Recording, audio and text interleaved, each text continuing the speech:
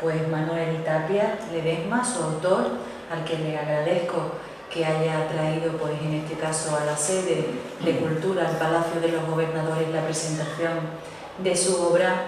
Y a mi derecha me acompaña Antonio Pérez Girón, que como saben es el cronista oficial de la ciudad, que tan amablemente pues, nos ha querido acompañar para acercarnos tanto a la presentación de Manuel Tapia como también aportar algunos de sus conocimientos como conocedor también de la temática y por supuesto del propio autor.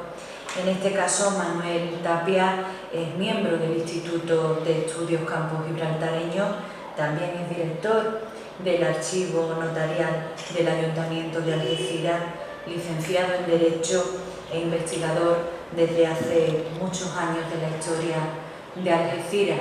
Y además me comentaba también Antonio Pérez Girón una anécdota justo antes de entrar, y en este caso va relacionada directamente pues, con la indumentaria que llevan los porteros, en este caso de la Hermandad del Santo Entierro. Pues esa vestimenta, por así decirlo, fue rescatada en este caso gracias a Manuel. Así que quería hacerlo también saber en este entorno, porque es bueno recordar también este tipo de anécdotas que constituyen parte de nuestro patrimonio en San Roque. Así que sin más le voy a ceder la palabra, si así lo desea, a Antonio Pérez Girón, para que nos acerque a esa presentación que comentaba anteriormente. Muchas gracias y bienvenidos a la Delegación de Cultura.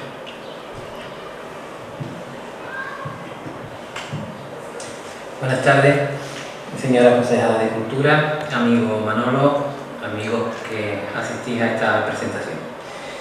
Manuel Tapia Ledesma, atento siempre a la efeméride y a los grandes acontecimientos de su ciudad, dio a la imprenta el libro El Centenario del Puerto de Algeciras en 1913-2013. El origen y los avatares de una realidad social y económica que junto con el complejo petroquímico supone sin duda un motor económico de primer orden en el campo de Gibraltar. El puerto es consustancial a la ciudad de Algeciras. No podríamos imaginar a esta población de la bahía sin unas instalaciones que le dan vida. Pero el puerto no es una foto fija en el tiempo. Ni siquiera nosotros, los que hemos conocido otras etapas portuarias, guardamos un recuerdo uniforme. Cada uno mantiene una estampa diferente. En mi caso me viene a la memoria aquella parada de autobuses al borde del mar, los numerosos barcos de pesca de una Algeciras marinera que poco a poco se ha ido perdiendo, como se ha ido perdiendo también la Isla Verde, el puerto de mi recuerdo en definitiva. Y él forma parte ya de un determinado periodo histórico de la ciudad y por supuesto del propio puerto. Si esa es la imagen o las imágenes perdidas de la realidad vivida y contemplada, ¿qué decir de los sueños y los anhelos que despertaban aquellos barcos que partían hacia un destino que de niños desconocíamos y que motivaban fantasías y hasta pretendidas aventuras? Pero el puerto es una realidad cimentada sobre su propia historia, una historia de esfuerzo, de compromiso, de una ciudad llamada a abrirse por su propia condición marinera. Esa historia nos la cuenta el autor del Centenario del Puerto de Algeciras, Manolo Tapia. Manolo, al que conozco y por el que tengo una profunda consideración, parejo al afecto que le guardo, es un hombre al que su ciudad le debe mucho, aunque conociéndolo estoy seguro que no va a compartir esta aceleración mía, sencillamente porque a la valía demostrada como historiador une una gran humildad que todavía le engrandece más claro. Sus aportaciones al conocimiento de la historia algecireña se ha plasmado en numerosos trabajos aparecidos en prensa, trabajos como el referido al antiguo Hospital de la Caridad, las graves inundaciones del año 21, a la Algeciras de la crisis del 98, la recuperación de historias sobre el ojo del muelle, las elecciones a diputados de 1898, el patriotismo de los hermanos Santa Cana, las costumbres religiosas locales, la procesión del Carmen de 1920, la fábrica de salazones, la historia de la policía local, la de la escuela de arte o las vacaciones en el siglo XIX. Miembro del Instituto de Estudios Campos Libertareños, cuando nos ha reflejado la concejala en el campo, en el congreso que tuvo lugar en San Roque, organizado por el Instituto de Estudios Campos Libertareños, presentó una muy interesante comunicación en torno a un documento inédito de dos personajes fundamentales en el intento de recuperación de Gibraltar, Villadarias y el francés Tesser. Eso ocurría en 1705. También para nuestra ciudad, y como también nos ha recordado nuestra concejala, recuperó esa figura del portero de San Roque que desde que él la recuperó es de permanente asistencia en la procesión magna del Viernes Santo. Las aportaciones de documentos inéditos para otros ayuntamientos nos llevaría hasta Benalup, para el que logró otro interesante con una descripción del municipio a comienzos del siglo XX. Y en el Archivo de Historia de Cáceres halló otro sobre Vicente Paredes, quien a mediados del siglo XIX elaboró un trabajo de campo sobre la realidad social y económica de Algeciras. Asimismo localizó el himno de la Conferencia Internacional de Algeciras. En el primer Congreso de Historias Locales de la provincia de Cádiz, por cierto, con el que tuve también la oportunidad de participar representando al Ayuntamiento de San Roque, él lo hizo sobre la Comandancia General de Andalucía en la Batalla de Bailén. También coincidimos en la muestra itinerante que organizamos con motivo del centenario de la visita a la comarca de Alfonso XIII. Manuel Tapia es director, como ha quedado reflejado, del archivo del protocolo notarial de Algeciras y miembro también de la Comisión de Patrimonio del Ayuntamiento algecireño, y esto quiero destacarlo porque su contribución es fundamental para la preservación y el rescate del patrimonio de esta ciudad hermana. A veces la falta de sensibilidad, cuando no la más pura dejadez, hace que se pierdan esos retazos de la historia de los pueblos.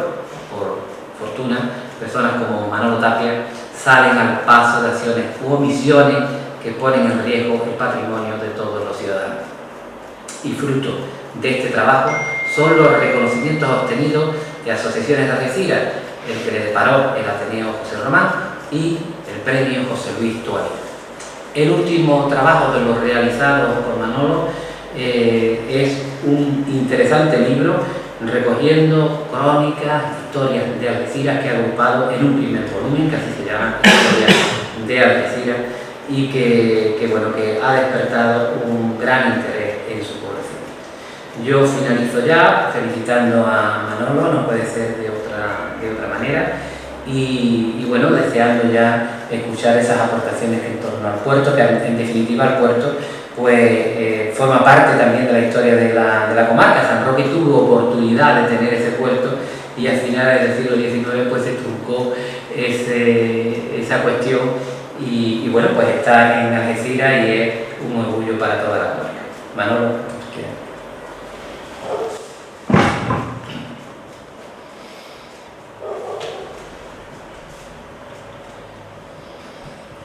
Buenas tardes a todos. En primer lugar, agradecimiento a la institución municipal por su invitación, agradecimiento a la universidad también por su invitación, quiero decir. Lógicamente, agradecimiento también por las palabras tan cariñosas que acabo de oír. Queda patente que la amistad que tenemos mi amigo Antonio y el que les habla. Hablarles del puerto de Algeciras, de lo que contiene mi obra, sería como desgranarle y descubrirle el misterio que he pretendido desarrollar en su interior. Por eso, como les decía antes aquí al compañero, permítanme ustedes que le dé una pequeña sorpresa, es decir, no voy a hablar de mi obra hablando de mi obra, es decir, voy a hablar del contexto laboral y social que se vivía antes de la puesta de la primera piedra del puerto de Algeciras. Creo que no podemos dejar de recordar, como después voy a comentar, que tras esas grandes aportaciones económicas que se llevaron a efecto para que el puerto comenzara, había un esfuerzo social, un esfuerzo humano de personas que convirtieron su trabajo no solamente en un modo de vida, sino hasta una filosofía de vida. En el pasado 2013 en Algeciras y la comarca celebramos un acontecimiento de vital importancia para el desarrollo no solamente de la ciudad de Algeciras, sino también del campo de Gibraltar, como fue el centenario de la puesta de la primera piedra del que sería con el tiempo uno de los puertos más importantes del mundo y una de las grandes máquinas económicas de nuestra comarca. Pero esto no hubiera sido posible sin el esfuerzo a lo largo de esta centuria de los trabajadores, unos conocidos y otros anónimos, que con su diario esfuerzo hicieron posible esta gran infraestructura que, con el nombre del puerto Bahía de Algeciras, es conocida en todo el mundo. Y no debemos olvidar el término bahía, es decir, como muy bien ha dicho mi amigo Antonio, es una obra que va más allá del ámbito de lo estrictamente municipal. Pero ¿cuál era la realidad laboral de la clase obrera que a comienzos del siglo XX se enfrentó a la obra civil más relevante de la historia contemporánea de nuestra comarca? Una de las primeras manifestaciones del movimiento obrero en el campo de Gibraltar, curiosamente, se localiza en Algeciras. En aquel momento, a finales del siglo XX, doña Luisa Casinger Bonani adquiere lo que su administrador denominó una casa en la Palazuela de San Isidro, cuyo edificio era conocido popularmente como la Capilla de San Isidro. A comienzos del siglo XX, la futura capilla seguía siendo propiedad de la señora, la cual la tenía arrendada al vecino de Algeciras, don Manuel Lara. El señor Lara estampó su firma en el contrato de arrendamiento de la futura capilla de San Isidro en calidad de representante y tesorero del llamado Centro Obrero de Algeciras. Esta institución de carácter proletario aparece en Algeciras siguiendo la corriente social en defensa de los derechos de los trabajadores que, bajo el amparo de la encíclica Rerum Novarum, emitida por el Papa León XIII en defensa de la clase obrera, hace en ella en el mundo industrializado. En el caso de Algeciras, el humilde centro obrero ubicado en el barrio San Isidro, más que defender los inexistentes derechos de la clase obrera, atiende a través de las pobres cuotas de sus integrantes las no pocas necesidades de los afiliados y sus familias. Luego, a la capilla de San Isidro le daba el honor de haber acogido entre sus paredes el germen del movimiento sindical obrero en la ciudad de Algeciras. En función del pobre tejido productivo existente en la ciudad de Algeciras de aquel comienzo del siglo XX, sin duda aquella humilde asociación estaba compuesta principalmente por algunos asalariados, jornaleros, marineros y los pocos estibadores que atendían el muelle de madera, dedicados estos últimos al duro trabajo en pésimas condiciones de seguridad de la carga y descarga de los barcos que arribaban al fondadero algecireño, y que, ante la falta de la infraestructura y calado, su trabajo a bordo de chalupas, con vientos de levante o poniente, marejadas, lluvias, hacían de su labor una de las más arriesgadas de las que se podían realizar en nuestra ciudad en aquella lejana época. Desgraciadamente, la humilde asociación obrera ubicada en la capilla de San Isidro tiene que cerrar sus puertas. El día 13 de noviembre de 1900, la señora Casinger Bonani ordena a su administrador, don Francisco García Palacios, que proceda por impago a solicitarle al responsable del Centro Obrero de Algeciras a que le entregue la llave del edificio arrendado, hecho este que se efectuará en el domicilio de don Manuel Lara, situado en la calle Tarifa. Por cierto, y como curiosidad, muy cerca de la llamada Posada de la Luz, denominada así por ser su propietario, al parecer de origen tarifeño. Con su cierre, el imparable movimiento en defensa del trabajador en Algeciras se queda sin sede, pero no sin el ánimo que le llevará a lo largo del recién comenzado siglo XX a alcanzar diferentes logros de carácter social. La situación de los obreros en el campo de Gibraltar en aquellos años era la siguiente. Desde finales del siglo anterior, el trabajo escaseaba en la comarca, ante lo cual los ayuntamientos de la misma orientaban gran parte de sus exiguos presupuestos municipales a paliar en lo posible la situación económica de los obreros y sus familias. El ayuntamiento algecireño, regido por Rafael de Muro, además de mantener en las dependencias de la Iglesia de La Palma una escuela para los niños de los obreros del municipio, incluidos los trabajadores del muelle, ocupaban numerosos braseros las obras públicas de la ciudad, tales como las que se llevaron a cabo en el cementerio, la construcción de la casa consistorial, la realizada en céntricas calles o las reparaciones del muelle de madera, siendo estas últimas de un gran interés para el municipio, dado lo importante que era el pequeño muelle para la vida social y económica de la ciudad. Ante la gran fuente de puestos de trabajo en aquella época en nuestra comarca, como digo, la gran fuente de estos puestos de trabajo se encontraba en la construcción de los diques de los puertos de Algeciras y Gibraltar.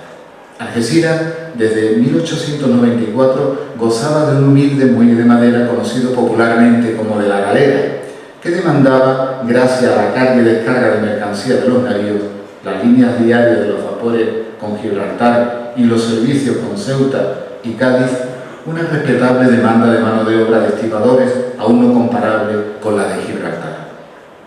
Debido a la gran demanda, como digo, de puestos de trabajo existentes en la colonia, los salarios eran muy precarios y muchos de los trabajadores contratados carecían de la experiencia necesaria para las tareas peligrosas, por lo que los accidentes eran muy frecuentes.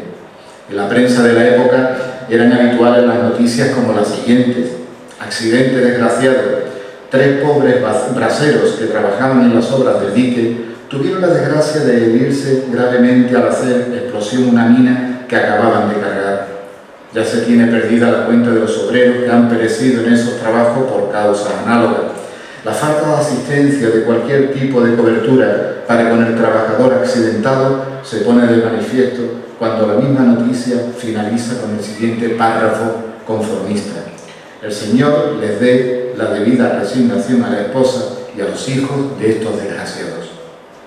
Otra luctuosa noticia obrera, en este caso relacionada con el dique del puerto gibraltareño, recogía lo siguiente: en los trabajos que para la construcción del dique se hacen en las canteras de puerta de tierra, ocurrió en la mañana del 28 una terrible desgracia.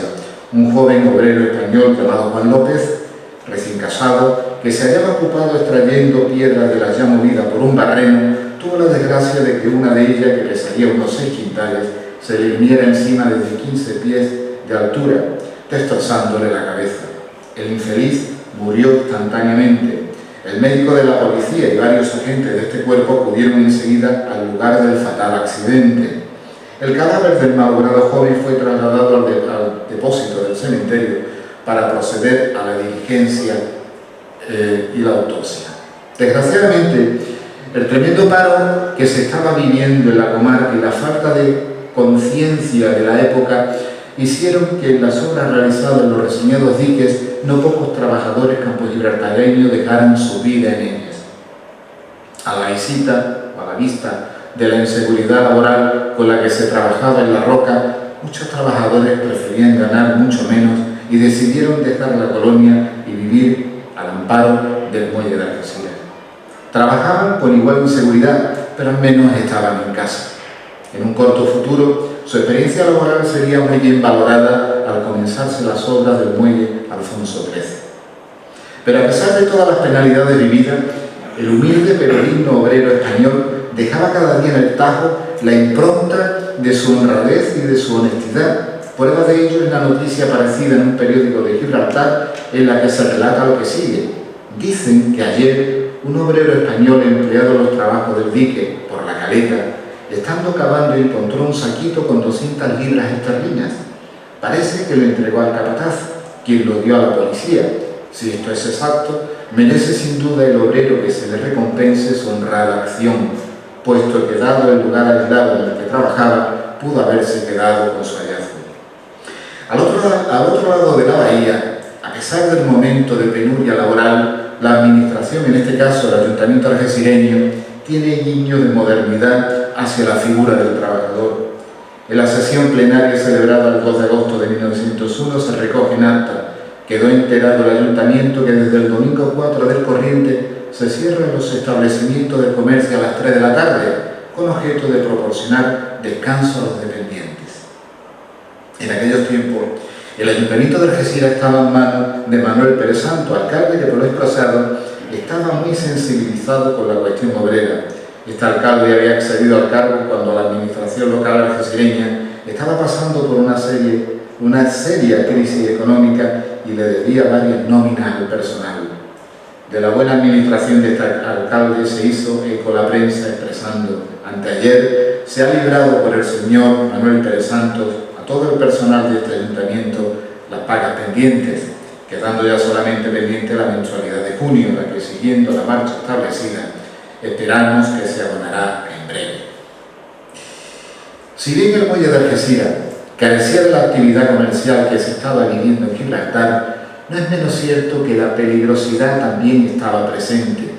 Desgraciadamente, motivado por la tradicional falta de medidas de seguridad, los accidentes laborales en la zona se siguen sucediendo, en este caso en el puerto de madera algecireña, según se relata. El último lunes tuvo la desgracia de caer a la bodega de uno de los vapores de Ceuta, produciéndose graves contusiones un pobre marinero de esta localidad. En delicado estado fue conducido al Hospital de la Caridad, desde el cual no ha podido ser trasladado a su domicilio por hallarse de bastante gravedad. También en aquella época existía en Algeciras un médico llamado Don Buenaventura Morón, más conocido popularmente como Don Ventura Morón, que para los obreros del muelle algecireño se portaba como un auténtico ángel de la guarda. Además de su sabiduría como médico, agregaba este buen galeno a su personalidad unas condiciones humanas que le hacían ser muy querido y estimado por todos los obreros de la ciudad. Director del Hospital Civil, no tenía reparo en anunciarse en la prensa local, añadiendo a su anuncio como profesional la coletilla de gratis para los pobres. En aquel momento, ser obrero era sinónimo de ser pobre. A pesar de las dificultades, la lucha obrera en nuestra ciudad persistía. La prensa interesada criticaba aquel movimiento en cuanto podía. Reyerta, en la tarde del martes último, un obrero en reyerta con otros dos compañeros causó la muerte a uno de un pistoletazo y hirió al otro, dándose inmediatamente a la fuga. El calificativo interesado de obrero en la noticia y en la definición de los hechos sobraba en la noticia, como digo. Si la situación de los obreros era pésima, la de los jornaleros no quedaba a la saga, y la de los estiradores del muelle, que decir. Incluso la clase social a la que pertenecían los trabajadores del muelle era criticada por los escalones más bajos de la escala trabajadora. En definitiva, la penuria les obligaba, además de arrastrar de la crítica social, a realizar los trabajos que nadie quería o no se atrevían a realizar. Un medio de la comarca recogió la siguiente historia sangrante para denunciar las condiciones de vida de los trabajadores en general y de sus familias. Asistiendo un médico a un grave niño, hijo de un obrero que tenía numerosa prole, hubo de recetarle en la visita un medicamento de urgencia. Cuando a la tarde volvió el médico, preguntó por la medicina, contestándole el padre: don fulano, ¿para qué engañarle? Esta mañana no había en mi casa más que 5 reales, y como tengo la burra mala, he gastado una peseta en una medicina para la burra, y no se la he traído al niño. Respondiendo el galeno: pero hombre, ¿cómo tiene usted valor? ¿Y qué quiere usted que haga? Respondió el trabajador: como los jornales son pocos y mal pagados, mi borrica es como mis pies y mis brazos para cargar y darle de comer a toda mi familia. Si mi borrica se muere, no me darán otra, pero si se me muere el niño, entre Dios y mi mujer, ya me darán otro. En cuanto a los estiradores de la galera, estos cargaban con culpa ajena. Esto fue lo que le ocurrió a la brigada de obreros del muelle, que descargando una vagoneta de carbón, sufrieron las implicaciones de un conocido notario de Algeciras, que en defensa del propietario de un no menos conocido café, en vez de dirigirse a la empresa propietaria del carbón, increpó a los trabajadores por descargar la mercancía frente al café propiedad de su cliente. El cliente alegaba, no falto de razón, que el café se le llenaba de carbonilla cada vez que llegaba el tren. Era cierto, pero como le respondió el capataz, nosotros somos unos mandados. En cuanto al pésimo trato que recibían los trabajadores a un lado y a otro de la bahía en relación al trabajo en los diferentes diques, desgraciadamente no había gran distinción. el indebido trato al obrero en la colonia inglesa se prolongaba al otro lado de la verja. La llegada del vapor al puerto de madera algecireño y el trato que los obreros recibían por parte de la autoridad no pasa desapercibida para un periódico local que escribe lo siguiente: proceder injusto. Llamamos la atención de quien corresponda sobre lo que ocurre a la llegada del vapor con los obreros procedentes de Gibraltar. Parece que algunos de orden público, sin causa que lo justifique, se permiten detener entre las filas que se forman en el muelle a todos los que tienen necesidad de venir en dicho viaje. Creído los agentes que el venir en tal vapor les autoriza a clasificar a los obreros entre los que vienen sin nada que ocultar y el que trae efectos más o menos lícitos. Esperar que estas personas, que son dignas de respeto, merezcan en lo sucesivo atenciones distintas a las que se vienen observando. Pero a pesar de todo, el miedo a perder el puesto de trabajo y a condenar a su familia al hambre hace que estos trabajadores, tanto de un lado y de otro de la bahía, superen las malas condiciones de trabajo y de trato en ambos lados de la bahía, como digo. Y ese miedo se acrecienta cuando surge y se extiende el rumor de finalización de las obras del dique de Gibraltar y con ello el colapso del muelle de Algeciras. Tanto temor despierta el comentario que un periódico de la comarca sale a calmar a la población con la siguiente noticia: hay espíritus tan timoratos que creen que en muy breve plazo cesarán los trabajos del dique de Gibraltar, dejando a miles de jornaleros sin ocupación. Nosotros creemos todo lo contrario, que si fueran utilizables admitirían el doble número de trabajadores, pues según nuestros informes, el Ministerio de Colonia ha manifestado que no va muy satisfecho de los progresos del dique y puerto de Gibraltar, y se comprende. Ese ministerio quisiera que llegara a la punta del muelle hasta la misma boca del estrecho. Pero a pesar de todo, con las humildísimas cuotas de los trabajadores, incluidos los pocos estibadores del muelle de madera existente, el incipiente movimiento de los obreros no ha abandonado una de sus máximas preocupaciones, como era la formación y la educación de los obreros y de sus hijos.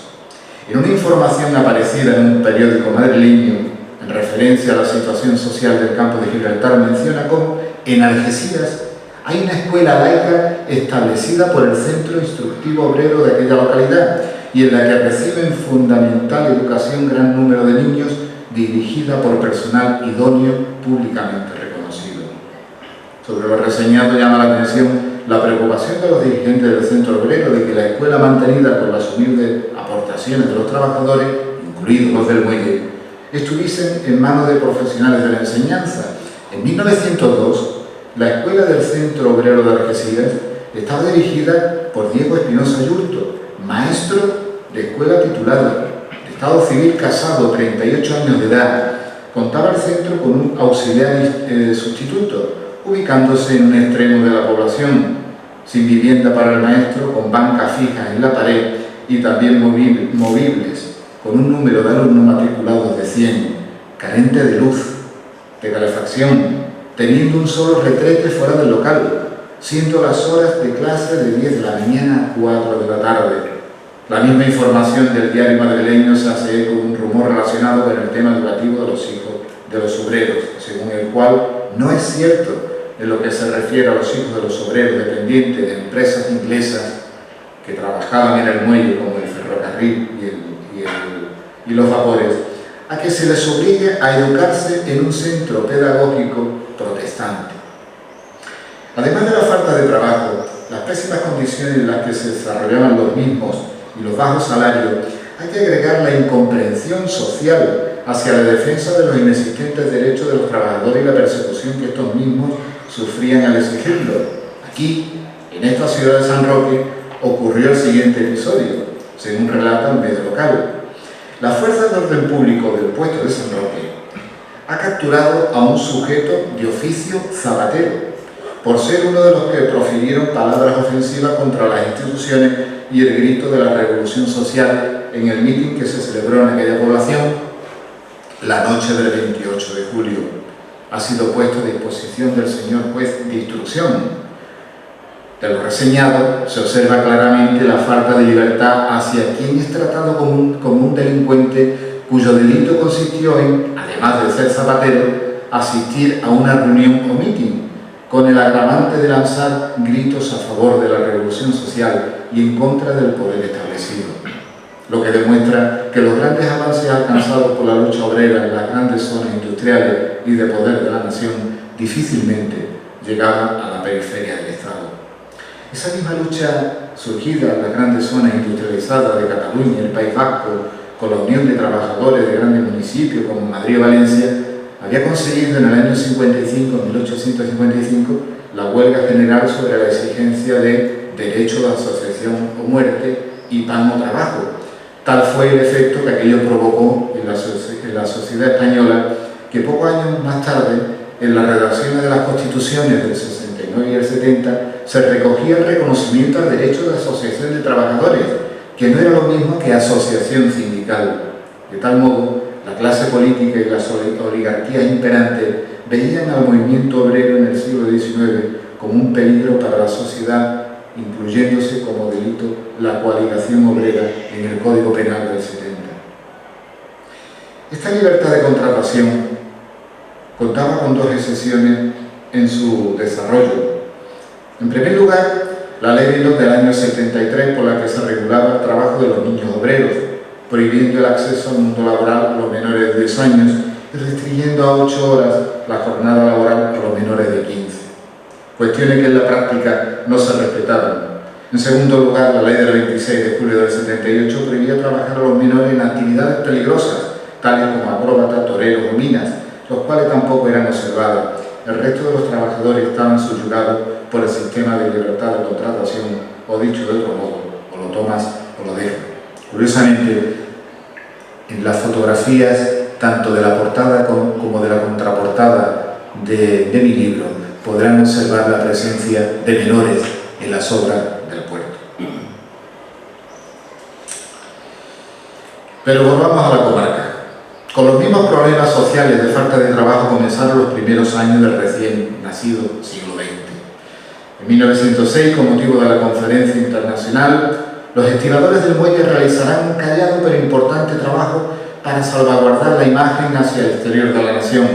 Ellos, con su humilde pero importante labor, harán que la llegada de los delegados, periodistas y demás personas de los diferentes cuerpos diplomáticos se haga con la más absoluta normalidad y eficacia. No ocurrió ni el más leve incidente en tan importante cita. Los estibadores atenderán a los navíos de las diferentes banderas representadas en las conferencias, navíos de fama mundial, como el Royal Sovereign inglés, el Hollande y el Galilei francés, uno de los cruceros más destacados de la Marina Española del momento, como era el acorazado Carlos V. También atenderán con gran prestancia a las damas que, llegadas desde los puertos de Gibraltar, Ceuta o Tánger, acudirán a las diferentes recepciones y fiestas que se celebrarán durante la conferencia. De un modo general, desgraciadamente, la necesidad de la mano de obra que las obras públicas que la conferencia demandó no acabó con el gran paro que sufría la ciudad. Tan desesperada fue la situación de los obreros algecireños y de los estibadores del muelle, que quedaron paralizadas las obras en ese momento, que de forma espontánea se produjo la que se podía considerar como la primera manifestación documentada en la historia de nuestra ciudad. Con relación al desconsuelo social en el que estaban sumidos en aquellos tiempos los trabajadores, no se debe pasar por alto un hecho acaecido un día de marzo durante la conferencia. Subía desde la plaza de Abasto un grupo de trabajadores harapientos y vociferantes, con la angustia del hambre y el dolor de no poder dar de comer a sus hijos, dando gritos y pidiendo trabajo. Se le fueron uniendo algunos más por las calles hasta llegar al ayuntamiento. Allí, sin que se lo pudiese impedir los guardias municipales, pues tenían órdenes de no crear conflicto ni altercado con las represiones, entraron en el patio de la casa consistorial. En florida disputa estaban los embajadores, los grandes diplomáticos, imponiendo sus teorías sobre impuestos y bancos en tierras del Magreb. No se podían alterar sus palabras ni acuerdos, así es que varios sugieres, policías y otros servidores del ayuntamiento se pusieron ante la escalera para que nadie pudiese subir al piso superior. Emilio Santacana, el alcalde de la conferencia, fue advertido del asunto, rápidamente bajó al patio. Allí estaban los obreros, mal vestidos, pálidos, resecos por el hambre y la miseria por el sol y los vientos. Tenían sus ojos brillantes y encendidos de rabia y desolación. Gritaban clamando su derecho al trabajo, al pan de sus hijos. Don Emilio se dirigió a los que parecían capitanear el grupo y les habló con palabras emotivas y sinceras. Les prometió que con la mayor urgencia reuniría al pleno del ayuntamiento y se ocuparía de aquel asunto. Y así fue. En la sesión celebrada el día 23, en el punto 9, se recoge: el alcalde hizo presente que se le había acercado una comisión de obreros en paro, pidiéndole trabajo y exponiendo la situación en que se encontraban por falta de este.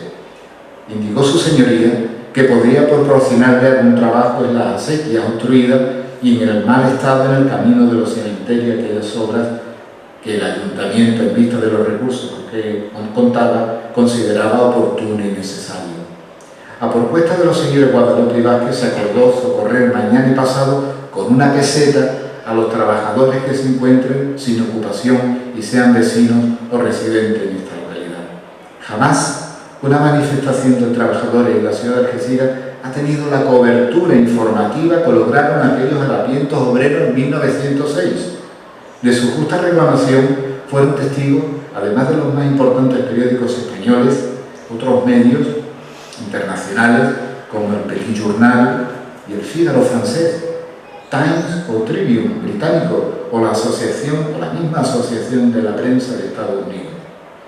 Tras la cita internacional y durante la primera década del siglo XX se producirá el primer gran desarrollo en materia laboral de nuestro país.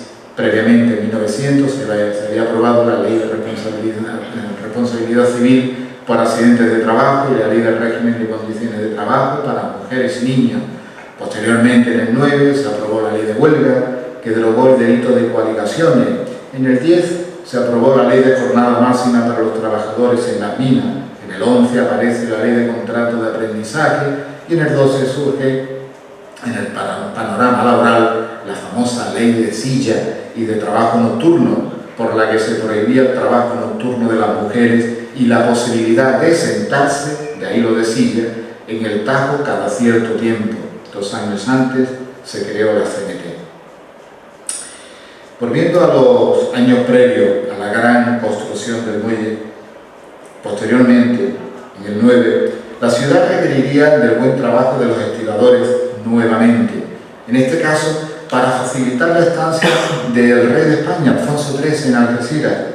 Vino a conocer y a visitar toda la comarca, tomando como lugar de estancia y referencia al Hotel Cristina.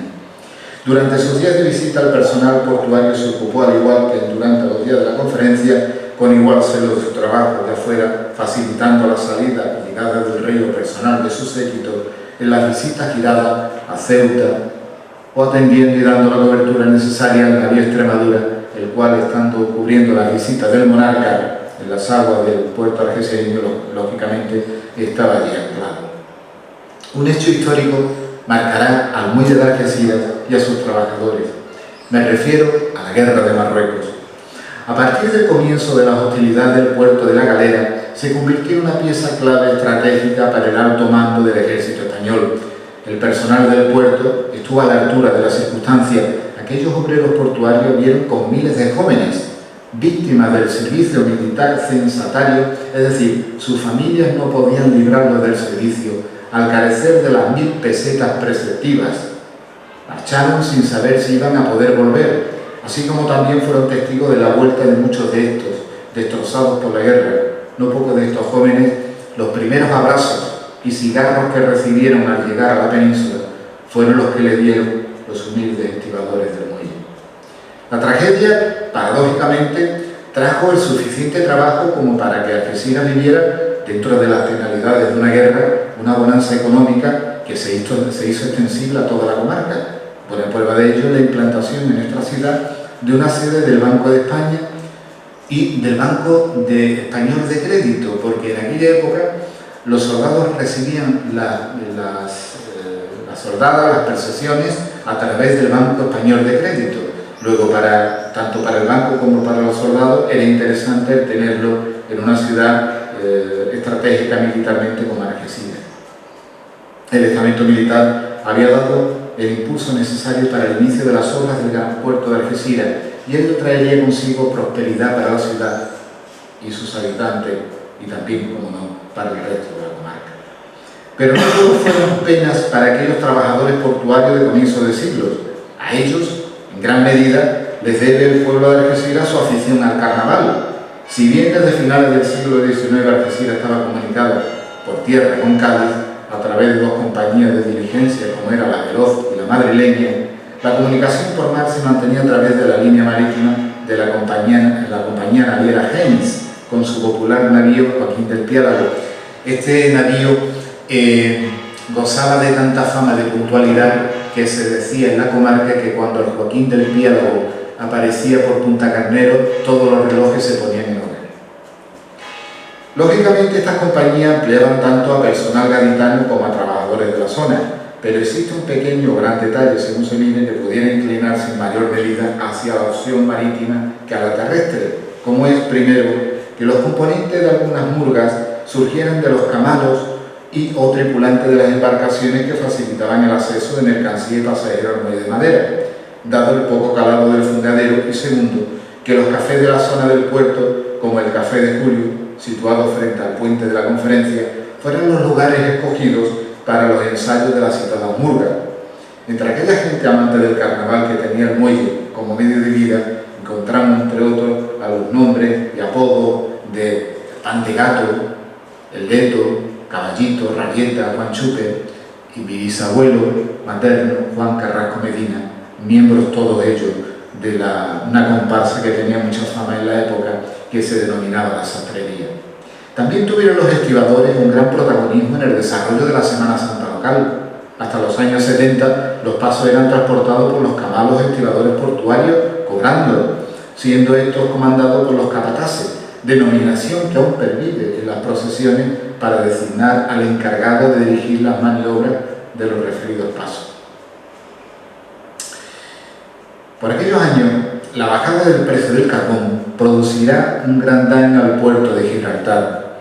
Una crónica de aquella época reseñaba lo siguiente: es verdad que es bastante aguda la crisis de trabajo por la que atraviesa el puerto de Gibraltar. Miles de trabajadores yacen en la miseria.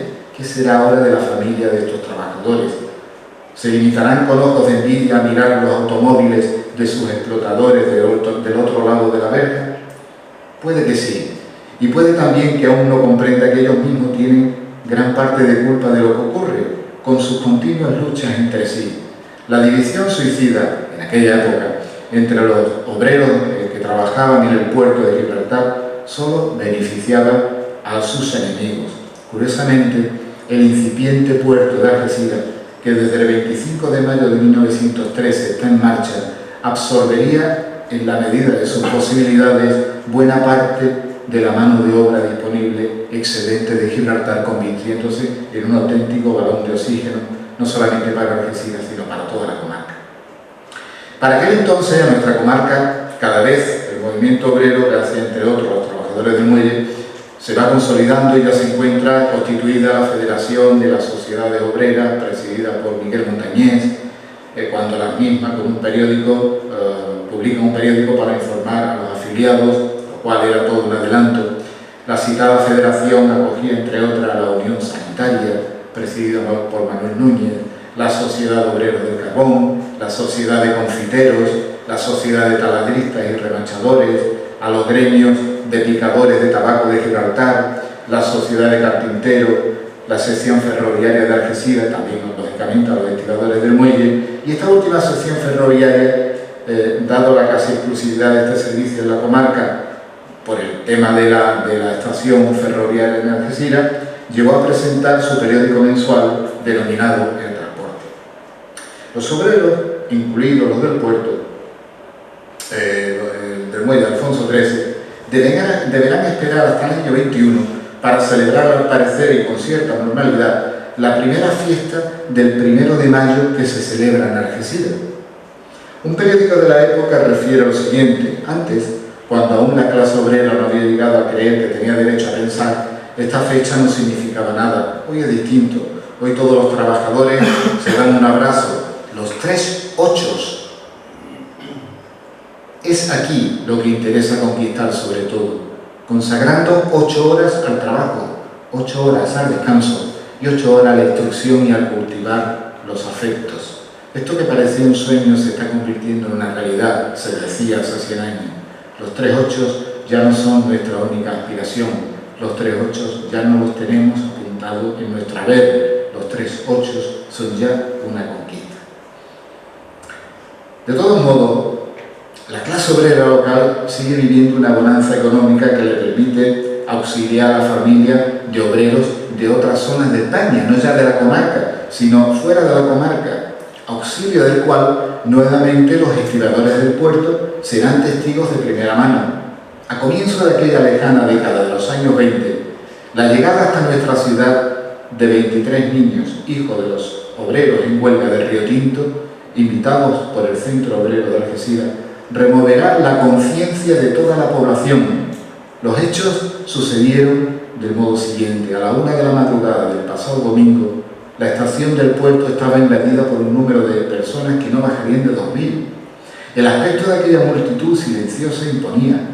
Entró en agujas el convoy que conducía a los hijos de los huelguistas de Río Tinto. Las puertas de un vagón de tercera clase se abrieron y los trabajadores, entre ellos los de la zona del puerto, que esperaban, pronto acogieron en su pecho con lágrimas en los ojos a los 23 niños convertidos en pincajos, jirones humanos por el afilado puñal del hambre. Minadas por el dolor y la miseria, ajenos a las luchas actuales, sin cometer otro delito que el de ser hijos de pobres obreros. En marcha, la muchedumbre se encaminó hacia el centro obrero, donde se había improvisado un modesto comedor con abundante comida para los hijos de los huelguistas.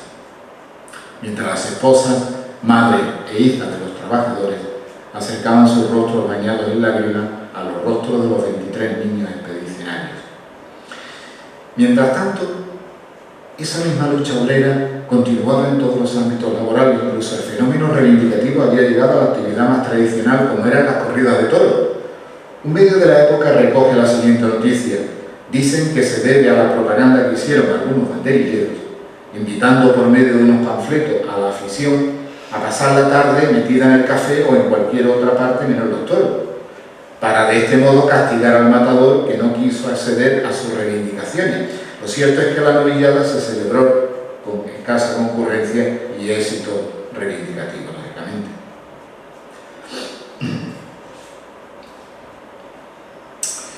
Fruto de la insostenible situación económica de las clases bajas, la desaparición del turno en los gobiernos y la falta de solución para la guerra de Marruecos creó un malestar social que desembocó en la dictadura de Primo de Rivera.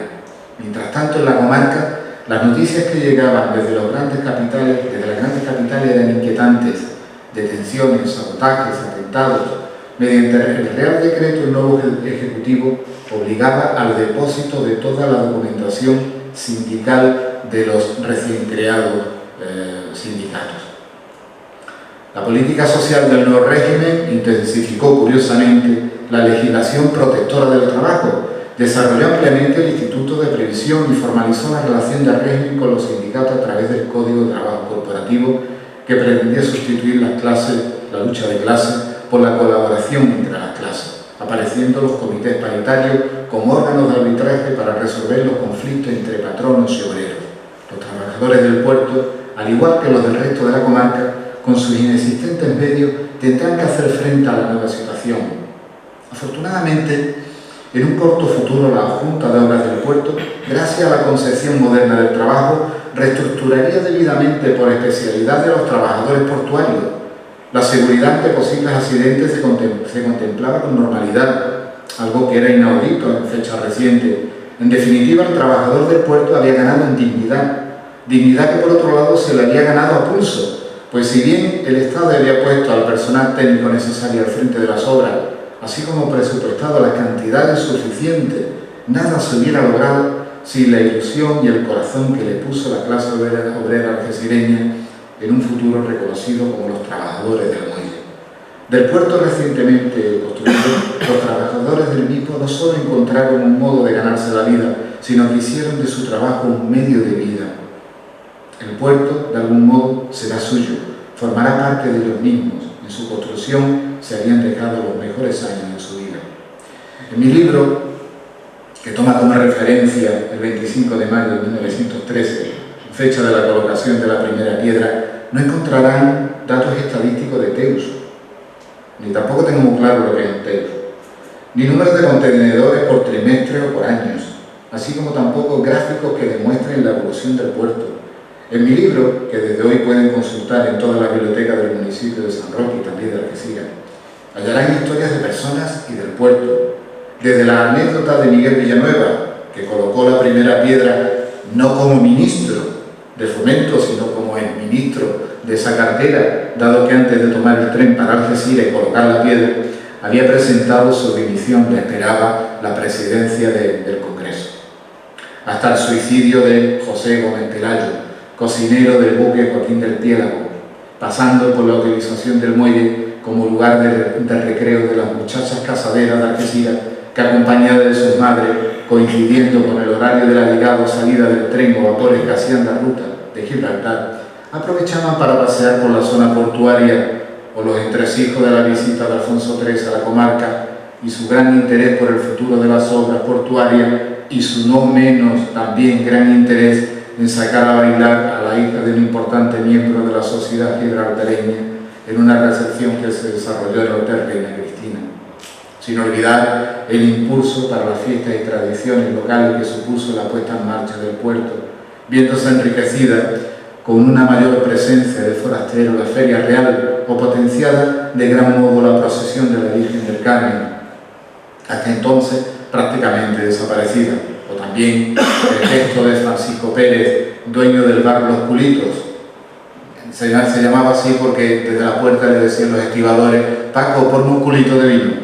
Y entonces se quedó el nombre de Los Culitos al bar, que tras la riada de 1921, que asoló la parte baja de la ciudad, junto al puerto, ante la falta de iniciativa de los municipios de entonces, este hombre, este humilde señor, no dudó en abrir su modesto negocio y puso a disposición el local y lo que había para acoger a los damnificados.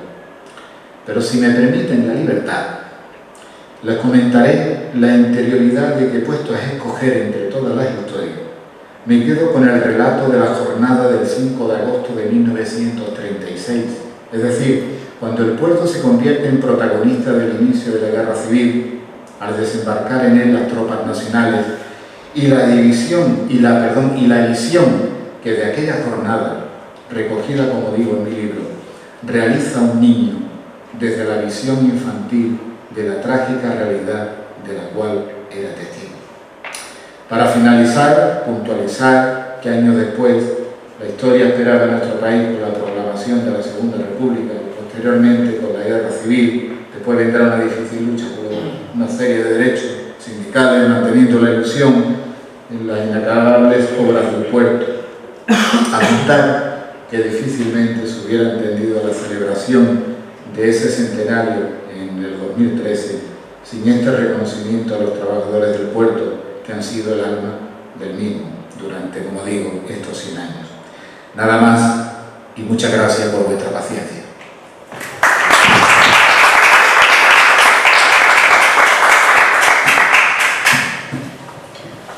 Bueno, si quieren trasladarle en esta ocasión alguna pregunta al autor, a Manuel Tapia, sobre su obra, tienen la oportunidad de hacerlo. Si no, ahora, tras la clausura, entiendo que lo querrán hacer de una forma más directa y él, sin duda, se prestará amablemente a ello. Quiero, antes de clausurar esta presentación, pues reiterar mi agradecimiento a todos los presentes y, por supuesto, a Manuel, encantada de tenerte aquí en San Roque. Quiero agradecer públicamente la donación que ha hecho de su obra para la red de bibliotecas de nuestro municipio, para la ciudad de San Roque, y por supuesto está disponible para todos aquellos lectores que lo deseen. Y gracias, como siempre, a Antonio Pérez Girón por su presencia y quedan todos emplazados para la nueva cita cultural. Muchas gracias.